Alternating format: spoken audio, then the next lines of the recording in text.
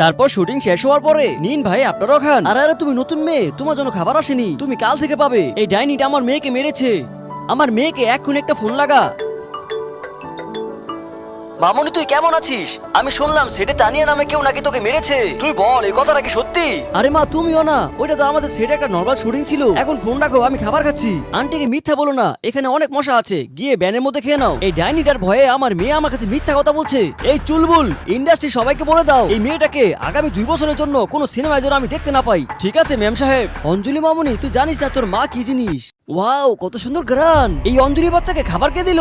আরে আরে আরে মাফ করে দিও ভাই, সরি আমার কারণে তোমার খাবারটা পড়ে গেল। তবে তুমি যদি আমার পায়ে ধরে ক্ষমা চাও তাহলে আমি তোমাকে খাবার খাওয়াতে পারি। তোকে তো আমি বেশি উড়ার চেষ্টা করো না। তাহলে এখন যে সাইড রোলটা করছো আমি যদি চাই তাহলে সেটাও করতে পারবে না, বুঝলে তো?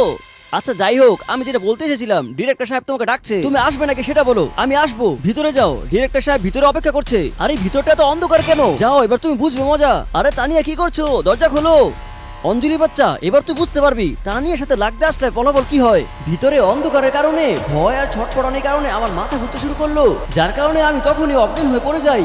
আচ্ছা তুমি তাহলে আমার পিছু পিছু আসছিলে, সামনে থেকে সরে যা শয়তান কোথাকার। ওই সময় লাকি স্যার এসে আমাকে বাঁচিয়ে নেয়, কিন্তু তারপর যখন পরের দিন সেটে আমি আমার জামা কাপড় পরিবর্তন করছিলাম তখনই কে যেন লুকিয়ে এসে আমার ছবি তুলতে লাগলো।